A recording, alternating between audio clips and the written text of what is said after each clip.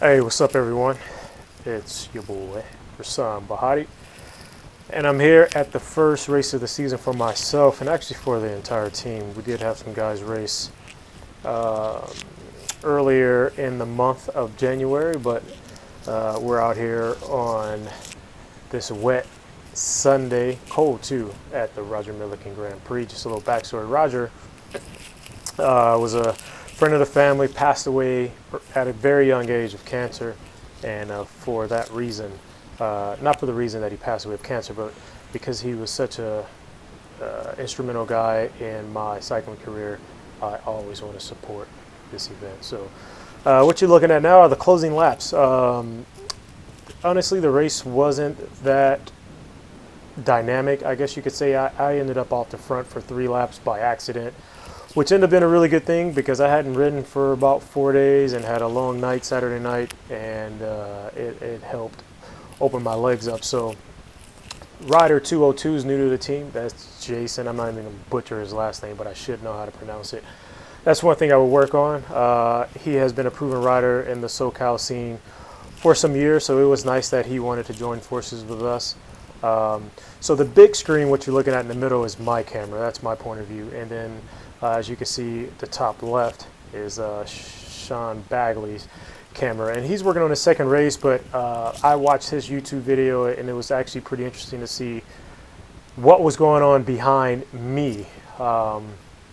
And, you know, because I didn't have a rear-facing camera on, it was very interested to see what was going on. So we are crossing the line. I believe this is going to be 3 laps to go. And for the most part, I was telling the guys in the team meeting, let's not be too aggressive, but let's make sure we handle our business. And I think for the most part during the race, we did handle our business. We actually started in the dry. It was not raining. And I had on my white shoes and my white socks, and they didn't fare too well. We haven't gotten rain in a while, and we're in an industrial park, so these roads were extremely dirty.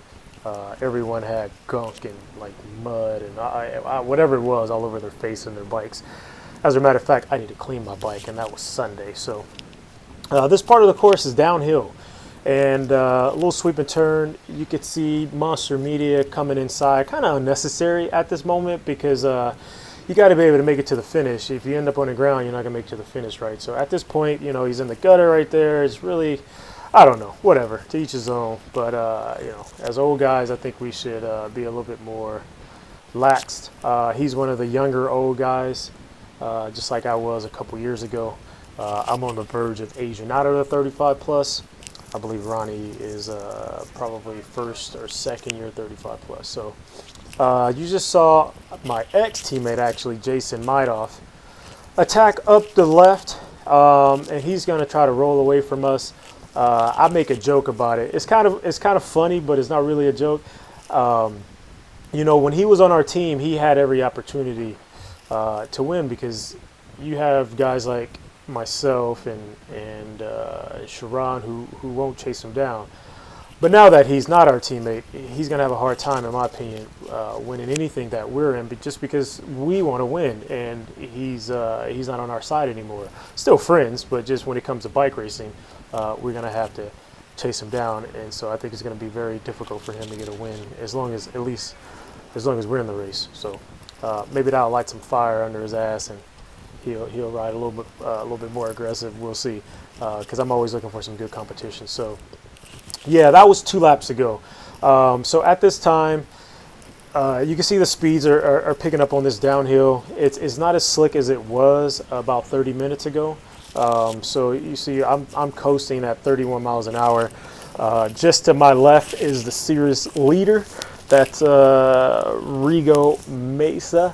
Rigo and I have been racing against each other for years, man. We're dating back to when we were about 14 years old, so it's kind of cool to see that he's one of the guys that are still out there. So at this point, I'm yelling at Steven, who's one of our co-captains on the team. I'm telling him to go, so he fires it up. He gets us going. This is the heaviest part of the course right here. It's I don't have elevation on my HUD, but I would say maybe about 2.5–3%. So that was Jason. Just caught him. And now I'm yelling at Steven to keep going up, up, up, up, up. And he digs very deep. Look, I mean, 24 miles an hour, but this little section hurt a little bit. It was a headwind. It was false flat uphill, and the course was very heavy at this point. So Steven pulls off, and now we are entering 1 lap to go. Jason's on the front, 29 miles an hour, and I'm yelling at him, longer, not harder. So I look back and I see that there's 2 guys on my wheel that I really don't want on my wheel. One is Rigo Mesa, and the other is Max, also an ex-teammate. So I tell Jason to take off, and that creates a little bit of drama within the group. You can see right here after he takes off, Rigo is a series leader. He doesn't really know what to do. He wants to commit. He doesn't want to commit. Now he's talking about he's going to go from here all the way to the finish line. So this is perfect, absolutely perfect scenario. You can see Max and I having a little bit of elbows right there. I want to get Max. I want to beat Max to the corner because I want to have Max on my wheel to force him to do a little harder work. So Rigo is now caught out. You know, he's on the front. He's giving out a big effort. In my head, is no way that he can sprint. So after I realized that Jason, my teammate, is not going to make it to the finish, I then turn it on. You can see I'm just starting to catch Rigo, 28, just about 800 watts, just on top of the gear right here. And I'm going to hit this second to last turn. And then the camera that I'm facing with Sean is a little behind, but then I want to skip to my teammate Steve Brown because this is right at the point that I pull off. And it shows a really good finishing line of the guys. So right in front of Steve is Mike Easter. You can see Arturo there. You can see Rigo is pretty much tapped out. Max Hernandez can't get on top of the gear because he had to use the effort. And then Sharon pretty much comes around pretty easily with Steve taking third, but end up, I think he was second in our age group. So this race was combined with 35s and 40s. I always want to give a shout out to all the sponsors, and I thank you all for watching.